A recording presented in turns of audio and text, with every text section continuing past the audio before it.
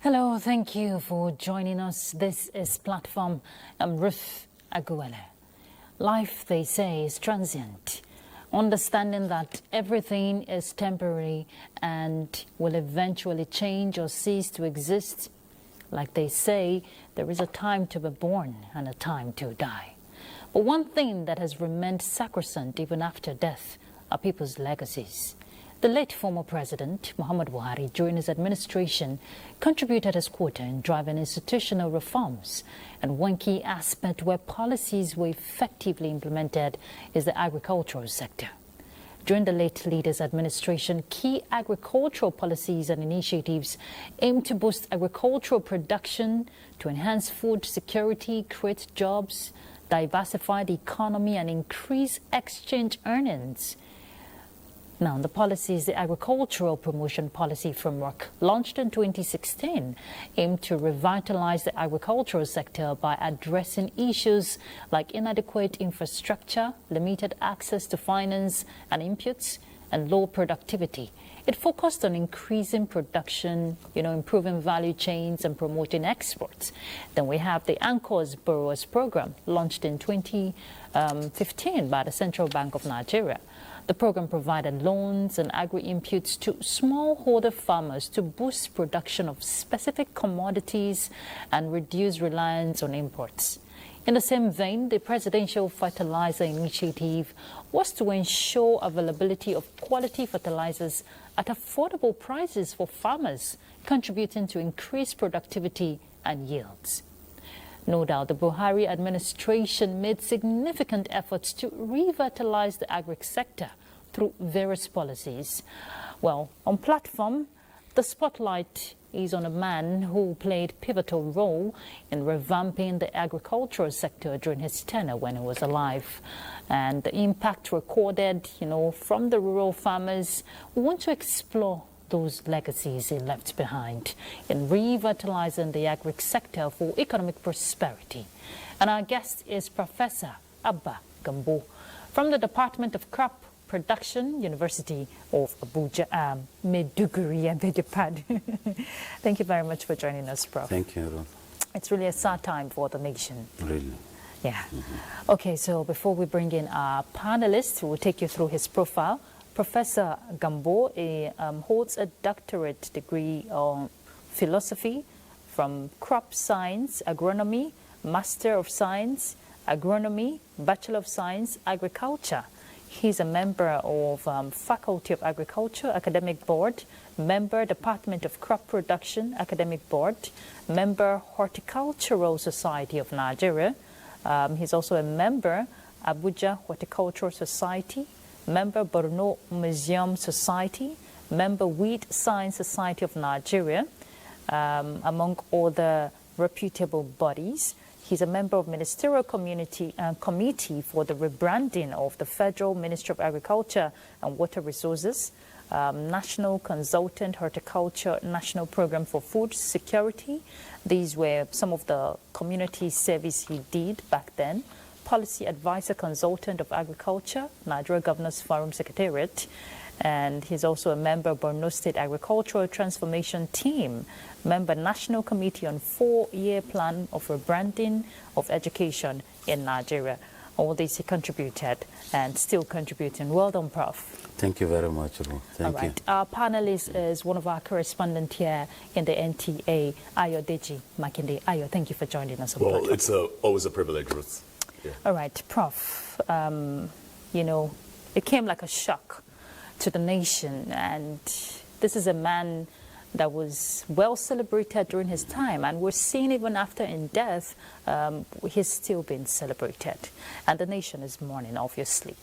So when we look at some of the policies, he left behind and the aspect of his legacy, especially the agricultural sector, which is the spotlight for this conversation. If you want to look at his commitment, the way he demonstrated that commitment to revamp the sector, what are your opening remarks? Thank you very much. First and foremost, I want to extend my heartfelt condolences to the Buhari family, Katsina State, the whole country. May the soul of Baba Buhari rest in perfect peace. And I want to commend the management of NTA. Through them, the whole of Nigeria was able to see everything vividly. And it was through NTA that we saw virtually everything. So I think it's highly commendable. Now, first and foremost, when he assumed office, the first thing he started was diplomatic shuttles. And he used that diplomacy to make sure that it impacted on agriculture. The moving from one country to another, attending various meetings, meeting with international figures, donor organizations, etc. All these diplomatic shuttles paid off when our former Minister of Agriculture, Dr. Akinwumi Adesina, was appointed the head of the African Development Bank. And the African Development Bank today is doing a multi-billion-dollar activity in agriculture in Nigeria, one. Then secondly, he was there when our own Dr. Okonjo-Iweala was appointed as the head of the World Trade Organization, which is a very formidable organization. And the impact that woman has brought into Nigeria through that organization agriculturally is also something of note. Then finally, he saw to the emergence of Hajia Amina Muhammad as the Deputy Secretary General of the United Nations. And that position actually exposed Nigeria to the extent that certain things that cannot be gotten quickly were actually actualized. The President Buhari regime started with a 5 cardinal agricultural program. First, he said we are going to boost local production and achieve food security. Achieving food security means boosting the local production. Thirdly, he said we are going to create more jobs for our youths and women doing that. And thirdly, he said we are going to make sure that our dependence on foreign goods is stopped while we also increase our export base. And finally, he said there has to be a kind of financial grant to farmers through various activities that we'll be talking later. These were the first 5 cardinal principles on agriculture that he touched. And to be truthful, I've been in the agricultural subsector for 34 years. I think all the 5 principles has been achieved to a certain level. Okay. Ayo, I'm sure you have yes, a question. surely. At the time the president emerged in 2015, there was this clarion call that Nigeria needed to diversify its economy. And one thing the president consistently said, to the point he even said, if the youth say they're looking for the white-collar job, agriculture is surely a way. Yeah. In his 8-year reign, how much of attraction did agriculture give to the youth? Prof? Okay, thank you very much. Now, there was a particular program that was called Appeals, and it was also launched by President Muhammadu Buhari. And the Appeals was a kind of specially designed scheme to motivate youths and women into the agricultural sector. Thousands of youths and women were trained on various facets of agriculture across the whole value chain: seed production, planting, weeding, fertilizers, etc., up to processing, micro-processing, etc. So many people got jobs through that. And remember, it was during that time when we started seeing the canning, local canning of fruit juices on the streets of Abuja. Yeah. You see a mixture of pineapple and citrus, a mixture of clover. People are stopping by to buy. Previously, before Buhari, such things were not there. So he noted that there is a huge gap in agro-processing, and the post-harvest loss in agricultural subsector is so high. We posit a kind of about 59% loss. So under that scheme, he was able to train them. You can do a kind of micro scheme, and women took over quickly the market. And you see them canning pineapple with watermelon, watermelon with citrus, and then all these things on the road. People consume them on a daily basis. Highly nutritious, very valuable. Then another thing that he was able to do was the creation of more universities, federal colleges of education, federal colleges of agriculture, and then federal polytechnics. All those was a kind of opening. Lecturers were able to get jobs. Most of the lecturers perhaps are youths. They were able to get jobs. And then our people that are always fighting for admission in other universities are all there. A very good example is the Federal University of Agriculture, Zuru, in Kebbi State. Zuru is a local community, but by the establishment of that university in Zuru, the whole Zuru scenario was opened up. And I remember it was my colleague from University of Maiduguri that was appointed the first vice chancellor. So you can see opening up, Zuru is also a very good agrarian area. The people are good farmers. But then lack of facilities like that would not allow them to take their crops out. So now you find people, professors, other academicians going on visiting to Zuru. As they are coming back, they fill up their cars with the agricultural produce, thereby reducing the post-harvest loss, increasing food security, and at the same time boosting local production. If a farmer can produce and all his products will be mopped up, definitely he will be encouraged to produce more. But when you produce and then you cannot even have access to the market, etc., I think that's the major gap in the agricultural subsector. Well, Prof, it's so interesting that you mentioned the issue of the University of Agriculture in Zuru, because one of the very key names that came out in the first 2 years of the president's administration was the lake rice. Most people really keyed into it, and it really changed the narrative that things could be done. Within that period, we also had the proliferation of different local rice mills, and they had the stoners and everything. And that was when we saw the rice pyramids. Exactly. Yeah. Now, with this initiative, people would say the president was more of someone who dedicated much time to agriculture because he believed in it. But beyond that, how much of contribution did this have, or impact did he have on national development? Okay, thank you very much. I hope I will not get emotional if I'm talking about the rice revolution, because as a consultant to the Nigerian Governors Forum, under the chairmanship of Governor Abdulaziz Yari, I was the very first person that wrote the concept note for the rice revolution. When I briefed the chairman, he now said, let's get a committee of rice-producing state governors, and I think there were 12 then. And then I was called to brief them. When I finally briefed them, they now said they are going to meet the vice president. The questions that were asked by the governors then was, what was the total consumption of rice in the country? Then what is the total import? And then what is the gap? Then the second question was, how can we be able to match the gap? The figures are changing, but then I told them plainly then that this was what we consume and this is the amount of import.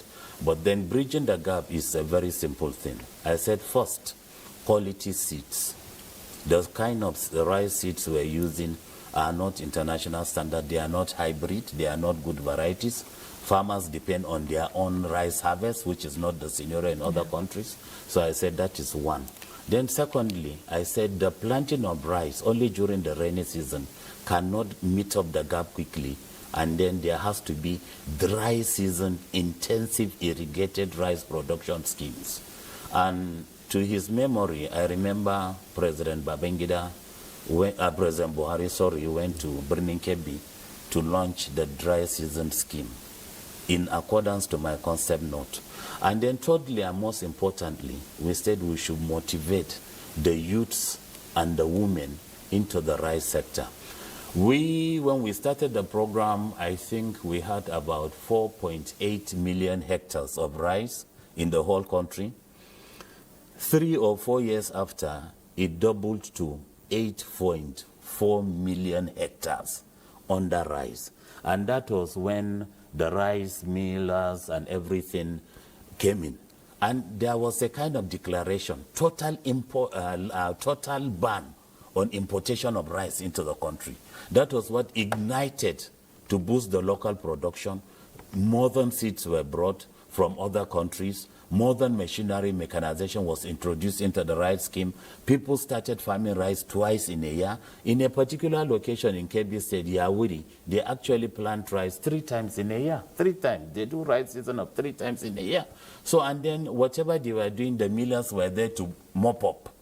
So it also boosted them. The youths that were moving up and down, they saw the opportunity and then they came in.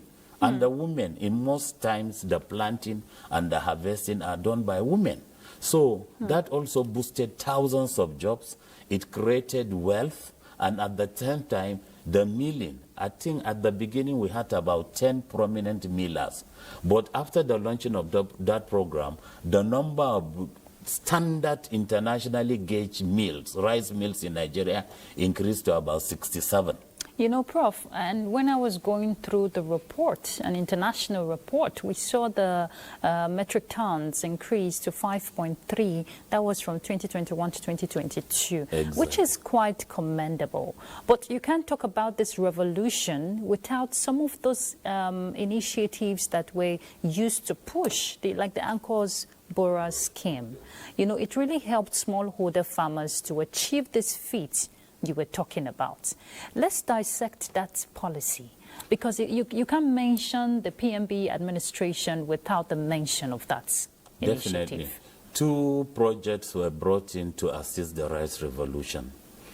A committee was inaugurated with the former Vice President, Professor Yemi Osibanjo, Presidential Committee on Food Security, and I was happy to be a member of that committee. The deputy chairman was the former governor of Kebbi State, present Minister Atiku Bagudu. And what we sat down and decided was, without finance, there is nothing anybody can do. Most of the rural farmers do not have the wherewithals to buy the kind of seeds that we're talking about. We brought new varieties, Faro 43, Faro 44, and you know, hybrid seeds are very expensive. So you have to now get a means of giving them something. That was how the Anchor Borrowers program started. And it was handled by the Deputy Chairman, Atiku Bagudu. And through the Anchor Borrowers program, a total of, I don't know the figure, but the millions smallholder farmers, millions of smallholder farmers were able to get some cash in their hands, and then they were able to get the quality seeds, get the necessary machineries and the fertilizers, etc., and then they put it back into the Rice Revolution program. Secondly, and most important, was the fertilizer, presidential initiative on fertilizer, the PFI. What the committee did actually under the leadership of Professor Yemi Osibanjo was that to make fertilizer available to virtually every corner of this country, most especially in the rice-producing states. I told you we listed about 12 of them. We identified good rice-producing states, and the emphasis was there actually. The bag of MPK, 15 then, was 11,000 naira in the market. But with the launch of the presidential initiative, fertilizer initiative, the price dropped to 5,500. The records are there. From 11,000, with the launch of the program, it dropped to 5,500, and it was relatively available everywhere. Farmers were getting it. The rice was growing very well. Then the issue of pests came in. Quail birds here eating the rice, and grasshoppers, etc. And another thing with most of these pests is that they come when it is time for harvest. So we had problem of quail birds, especially in the northwestern part of the country, and at times in Jigawa, etc. What the president did, to his eternal glory, was that how do you tackle this? And you know, they move in millions. That was when we saw aircrafts carrying pest chemicals, and then pesticides, insecticides, and all other kind of chemicals that were being blown from the air. And then you see plenty of birds dying in millions, etc. It was a good thing. Through that, the farmers were saved, their crops were saved, food security was increased, post-harvest losses were reduced, and wealth was created. But, you know, Prof, it's good, you know, we should commend some of the laudable efforts and the impact towards implementation of the initiatives. But again, it's also good to draw lessons from how challenges were being surmounted. You just mentioned how pests, you know, the pest control aspect and all that aspect. You were really directly involved in the Anchor's Borrower scheme. What were some of the challenges, you know, the farmers said they experienced, and how was it able to, you know, to be addressed?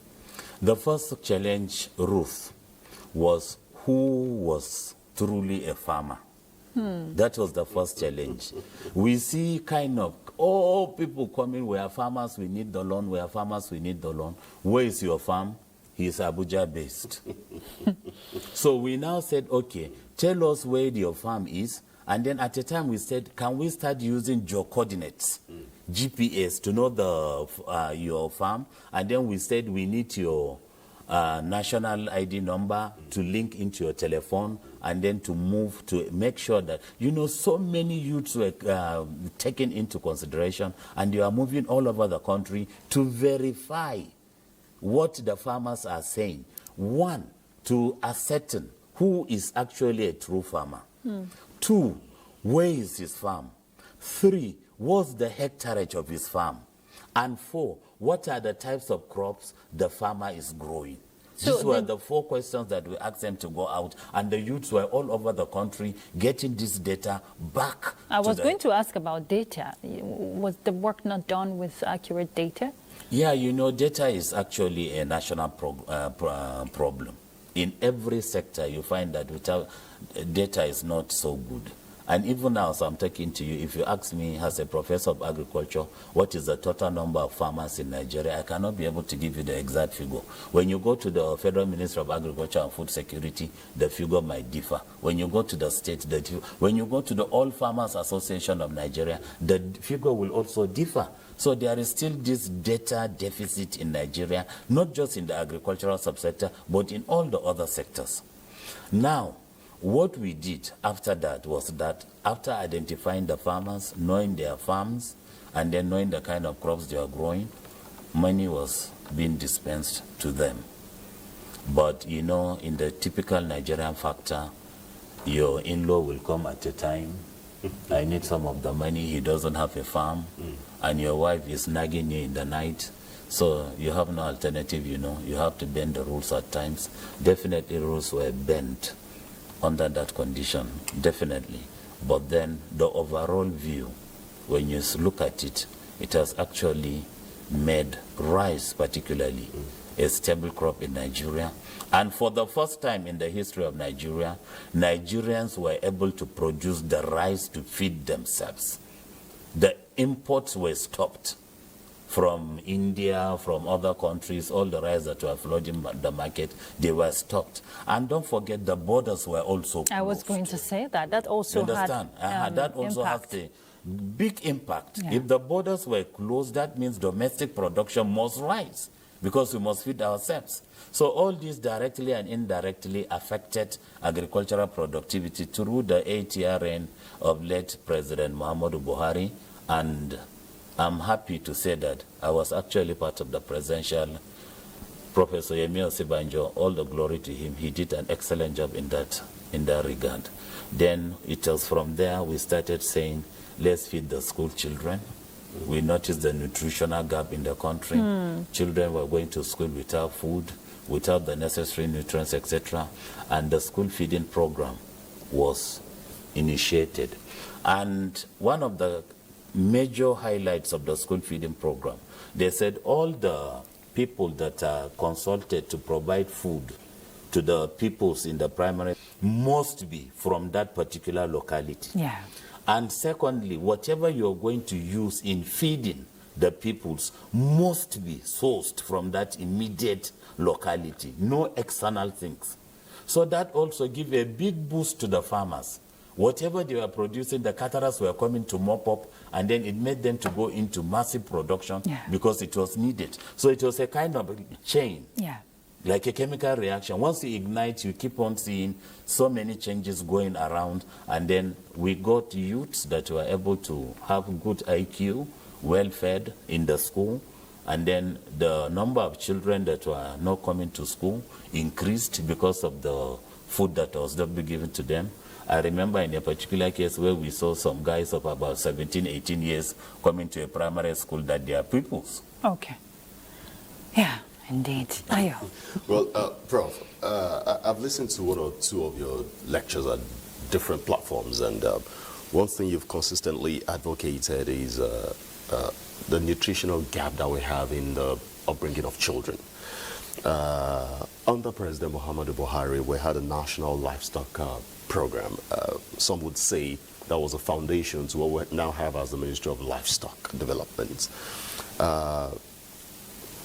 From the time the president took charge in 2015 till he left in 2023, how much of development were we able to make in terms of livestock? And how did we address the nutritional gap amongst children at an early age? Late President Buhari was a farmer and a herdsman because he has plenty of cattle himself. Yes.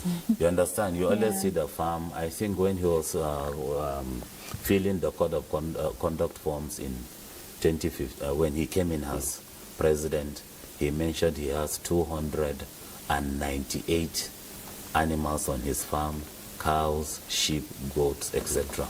So being a farmer himself, he knows. Now the major problem with the livestock sector is this constant movement. A typical Fulani cow in Nigeria gives a yield of about 1 liter of milk per day. By the time you go to other African countries, Namibia, etc., you find out that the same cow they have gives about 30 liters per day. But then the management system are different. Here, you find them in Maiduguri today, next tomorrow you find them in Lokoja, next tomorrow you find them near Port Harcourt, etc. So as they are moving, the cattle are also exercising and losing most of the exactly, depreciating. You see them, most of them skinny. We do apologize to the Fulanis. As skinny as the Fulanis. The cows are skinny and the Fulanis are skinny. Don't mind me, I'm a Kanuri man. Dembos will query me and then I will tell him the plain truth. The Fulanis were skinny and the cows were also skinny. So President Buhari came, can we do a kind of ranching exactly like he's on his farm? Ranching. Keep the animals in one place, bring the food to them, bring the water to them. When they are sick, call the vet doctor to come and see them. Get some facilities for them to milk and sell the milk. Find a marketing channel for them to sell the milk. That was when the ranching program started. We called it zero ranching. Zero grazing means no you don't allow the cows to go out and look for food, but you bring the food to them. When I was discussing with Admiral Murtala Nyako, one of the foremost farmers, he told me, how do you keep your horses in the palaces? Do your horses go to forage for food? I said, no. The horses are well revered in the palaces because they are symbols of dignity. And he said, that is how everybody is supposed to keep his cow. Keep them in one place. The way you are taking care of your horses, bringing the food, bringing the fresh water, etc., it should be done. But then when the ranching started, at the initial stage, they said every state should give 10,000 hectares of land. And there was a kind of huge uproar in the whole country, you know, Nigeria. They said, no, we will not allow Fulani people to come and settle in our set, etc. All these things came and passed, and now we are happy. We must commend the president for establishing a special Ministry of Livestock Development. Yes, and it's a Fulani man that is leading that. He's also a herdsman. He is, because we could see the efforts, you know, going around the country to revamp that livestock sector and, you know, harness the potential. Excellent Fulani man, and he has actually started working. Then within the same period, there was the launching of the LPRES, Livestock Productivity Program. Now about 20 states are into that. What they do is to emphasize the ranching thing. They want a little bit further. They said, we are going to find a big piece of land, we'll fence it, and then we'll put the livestock. When we put the livestock, we have to improve the breeds of the present livestock through artificial insemination so that we increase their quality as far milk production and as far beef production. Then they said there has to be a kind of vet clinic within that same ranch. And they said there has to be a small human hospital within the same ranch, with a market within the ranch so that people can come in, buy what the byproducts, and then the people in there can also buy. And they said there has to be schools for the children of the farmers. And then at the end of the day, the question we always ask, why do they move about? It's because of two reasons, Ruth: water and grass. You know, Prof, there's a lot to look into in that aspect. But like you said, the present administration is tilting in the right direction with the establishment of a ministry to look at all those areas. For the very first time in the history of the country. So let's take a break, Prof. We'll continue with the conversation. We'll be back. Please stay tuned. All right, thank you for staying tuned. The conversation is on legacy of late President, former President Muhammadu Buhari in the agricultural sector. Professor Gambo, you were just telling us some of the feats recorded in the livestock and what we're seeing play out presently, going by the initiative that the present administration has, looked into. But let me take you back to one aspect the late former president believed in. He said, grow what you eat and eat what you grow. What was it like? You worked a lot with the sub-nationals. What was it like? What was the synergy like? Where do people actually believe then that they can eat what they grow and grow what they eat?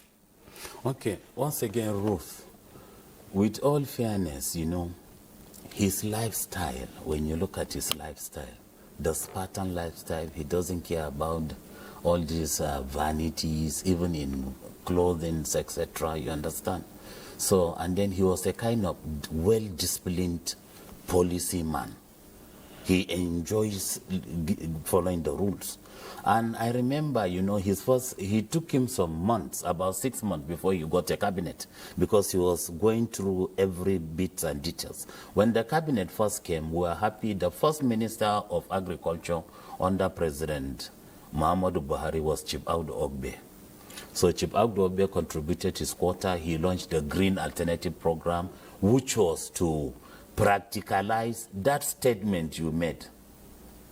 Grow what you eat and eat what you grow. That statement that you made gave the impetus for the launching of the Green Alternative document. One. Then secondly, as we were going, he saw that the policies were not going the way he wanted. And I must confess, at that point, there was a kind of gap between the national and the subnationals. When I came to the Federal Ministry of Agriculture and I was given a copy of the Green Alternative, I went back home and then I showed it to the Commissioner of Agriculture. He said he's not aware of this document. So it means it was crafted, everything in Abuja, and then consequently, another program was introduced, NATIP, the National Agricultural Transformation, Technology and Innovation. They said this program, you must go back to the rural areas, talk to them, know their problems, proffer solutions, and fix it into the program. I remember I was also part of the Northeast hearing of that particular program. It was at Gombe. So all the stakeholders in the agricultural value chain from the northeastern states, we all converge in Gombe, and then we discuss thoroughly. In fact, at times you see the farmers as if they are fighting. And we listen to all of them. And the processors are there, trying to peck on the farmers, produce more so that we can buy more and then get some more money. You understand? So all these things were taken into cognizance. And along the line, he also launched the Green Imperative Program. It was meant solely for mechanization. I told you he did plenty of diplomatic shuttles with the government of Brazil. 10,000 tractors were delivered to Nigeria under the Green Imperative Program. It was mainly on mechanization. We all realized at a very young age that the hoe we are still using is an archaic or a kind of museum thing in other countries. So without the mechanization and without introducing technology into the agricultural subsector, there is no way we can get the much needed food security.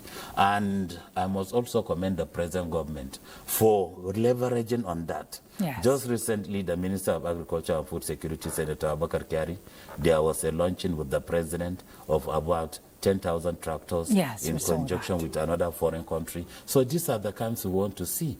And through that, private sector were motivated to come into it. Olam came. And then one of the largest processing plants was found near Kaduna.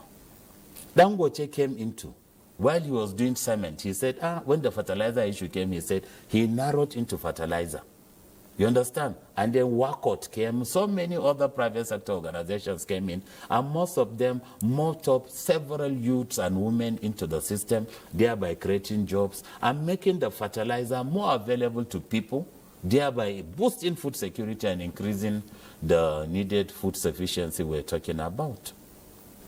Prof, at some point during the tenure of President Muhammadu Buhari, he came up with this innovation, the National Agricultural Land Estate. I think it was part of a deliberate attempt to change the narrative that people can live in comfortable homes and farm and contribute their own quota. What truly was the reaction from Nigerians, and how many people truly embraced it, and how much of impact did it really have as well? Okay, can we just go back a little bit? When he was military head of state, he launched the Back to Farm program. It was compulsory for every governmental official, every lecturer and every university, everyone that is in the government curfew, to make sure that you have a little farm. So for the first time we saw everybody has actually, you know, by then there was the war against indiscipline, and people, once he utters anything, it becomes law automatically. But under a democratic setting, it's now different. You understand? There is the legislation that he has to make sure that he respects. And you know, the kind of relationship between him and the National Assembly, it was an excellent one. So there were also plenty of bills sponsored by him in accordance to agricultural thing. The land issue was one of the bills that was sponsored by his regime, and it passed through the House of Representatives and the Senate. Land is actually owned by the subnationals. It doesn't belong to the federal government. And President Buhari respected that. It's a constitutional thing. Land belongs to all the subnationals. The federal government does not have a single hectare of land anywhere. Land belongs to the states. So under that purview, he now gave the subnationals the power to make sure that the lands are there.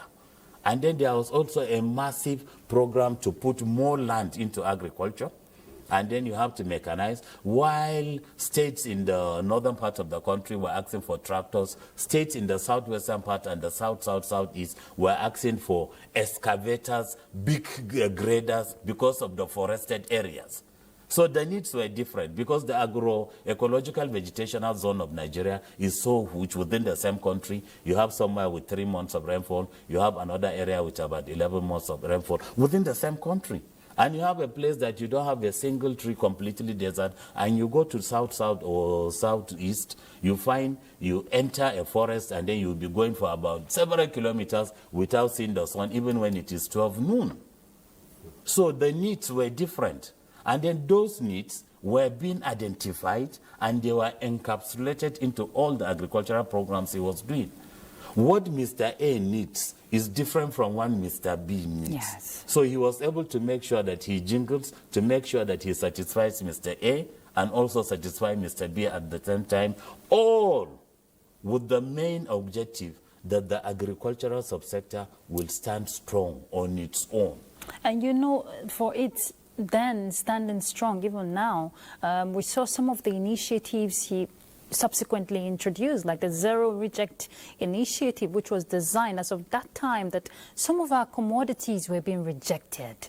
And if you want to, you know, assess that initiative, that it really had that impact it was supposed to have, because rejecting our commodities was a slap for the country then, and this came up. Yeah. Now, he made some progress, especially in cashew. You understand? Nigeria, for the first time, became one of the highest exporters of cashew during his regime. But then the other problems were, you know, the farmers, the lack of extension delivery system has made the farmers to be on their own. They use virtually everything they can get to make sure that they preserve their crops.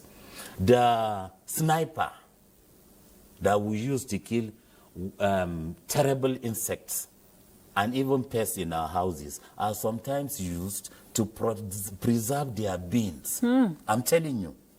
Wow. You understand? And you know this battery that we use for torchlights before? Yes, yes. They break the battery. Big one. Yeah. Normal battery. Yeah. For torchlights in the rural areas, they still use it. So when the battery is, has finished its tenor, they now break the battery. The black powder that comes from the battery are mixed with seeds, so that when they plant, insects that are in the soil, nematodes, cannot affect such seeds. And you know, it's something that it carries on. So up that to harvest. affected those So, communities. and then the international community has a great rule. Very stringent rules, and most especially the European Union. Whatever that is going to enter their country must be free of so many chemicals. And I think that was when the Standard Organization of Nigeria came, NAFDA came in. We have to tell the farmers, stop using this, instead use that, etc. The exports were actually denied because for the first time when they saw the beans, they noticed the stresses of sniper in the beans. And even in Nigeria, there were cases of some boarding schools when they were fed beans for, I think in Kano, when they were fed beans for dinner. You understand? Before the night finishes, about 100 young ladies in that, it's a girls' secondary school. I remember vividly. They had this running stomach, and then before you know it, the whole place became messy because of just beans. And we have families eating a good dinner together, and all of a sudden in the morning you find that all of them have passed away. All these scenarios we've had in Nigeria is because of these chemicals. And the main factor, Ruth, is if you do not have somebody that will reach out to the farmers to tell him this is when to plant, this is what to plant, this is what to apply, this is what to use. You understand? Yeah. So they are left at their own Mercy. little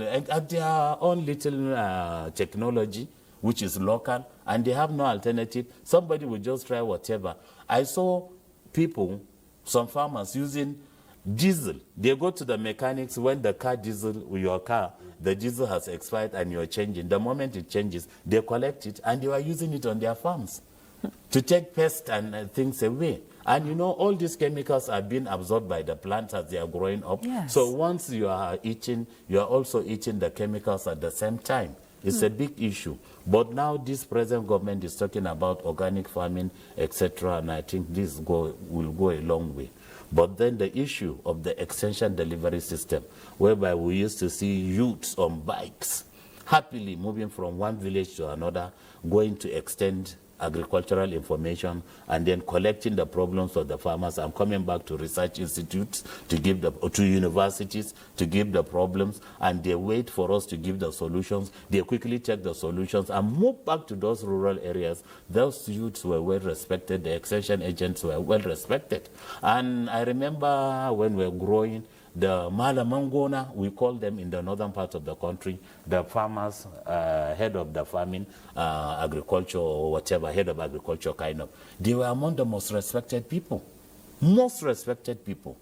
because their words are always low. They tell you when to plant, they tell you what to plant, they tell you how to plant, and they tell you what to apply. Then everything was moving on smoothly. That was when you had the pyramids of groundnuts everywhere, Maiduguri with the heights and skin and plenty of beans coming up, etc. But along the line, the extension delivery system died, and the farmers were left on their own. If you are left on your own, you do whatever that you can get to make sure that you preserve. And don't forget, these farmers, their only asset is the land. And their only profession is farming. So they do whatever they can to make sure that they protect. If you end up doing the farming and you have no harvest, you'll be a debtor for life. Indeed. Definitely. Okay. Hiya. Prof, I'm so happy you made mention of efforts being made to really attract people into agriculture. But also, as someone who worked closely with the late President Muhammadu Buhari, how much of sensitization, how much of efforts was really put into sensitization to really attract the younger people? And I'm saying this because when I still lived with my late father then, it was mandatory to go to the farm every weekend. And that was how I learned how to use the go to hell to pluck cocoa, oranges, plant cassava, and the rest. And I was doing that while also, schooling in secondary school then. At some point, the narrative seemed to change. And I'm sure Prof will be familiar with this slang, the cashing out thing. Most people abandon this practical way that was really natural to we Nigerians to chase the white-collar jobs. So in the 8 years of President Muhammadu Buhari, how much of efforts did he really put on ground to really bring back people? I knew a few people who really invested quite a lot of money into agriculture with their degrees, and they made a lot of money. Prof? Thank you. Now, you know, I told you he was a policyman, and he knows that the national mandate for synthesizing the country dependent on the National Orientation Agency. He got a vibrant lecturer, Dr. Abati, to head that agency, and then they tried their bit. But now, during the break, Ruth, I saw the advertisement that the present man at the National Orientation Agency is doing, and I think that's the kind of job that is supposed to be transmitted. I remember when we were growing in the rural areas, there used to be this mobile car that will come showing films. We call it Majigi. In front of the district head's house, in front of the village head's house, they will announce before then. Women, children, everybody will come out, and then there will be a kind of screen. They will show you. I remember when President Obasanjo was the head of state with late Eradua, you see them carrying the horses, and it interested the farmers in the rural areas. The same hoe we are using is the same hoe that the head of state is using, you understand? That was a kind of big motivation. But now those mobile things are no longer there, and then the extension delivery system is no longer there, but then that is the impetus of the National Orientation Agency and other governmental agencies. So, Prof, as we round off, very briefly, you know, going forward and looking back at a man who left legacies and footprints on the sands of time, what lessons should be learned going forward as a nation? Very briefly. Thank you very much. Now, once again, may his gentle soul rest in peace. You know, this government is a continuation of his own regime. And I'm so happy that most of the policies he initiated have never been thrown away. In fact, they have been worked on and then been made better. Then, of course, the legacy. So many people worked with him, so many, and they are still in the national arena. So some of them are in Senate, some of them in national reps, some of them are in governance, etc. I want to reach out passionately to all those people, plus Garba Shehu, Ambassador Kazaure, and all the other people that he worked with. Try to maintain the legacy and let them be coming out and be telling people what he actually stood for. Okay. Through that, the legacy will endure. And we saw the book, you know, launched by his spokesman, Garba Shehu, according to the president. Exactly. All right. Thank you so much, Professor Abba Gambo from the Department of Crop Production, University of Maiduguri. Thank you for, you know, your insightful thoughts and helping this great man leave his legacy. You know, the nation remember his legacy. Thank you so much. Thank you, Ruth. It's a call to national duty. We must all accept at any time. Indeed. Ayodeji Makinde, our correspondent here in NTA, thank you for your time. Any day, Ruth. Well, many have said he came, he saw, and he conquered. And yes, he will be remembered for the legacies he left behind. But the question is, what will you be remembered for after this life? And that's Platform. I'm Ruth Aguilera.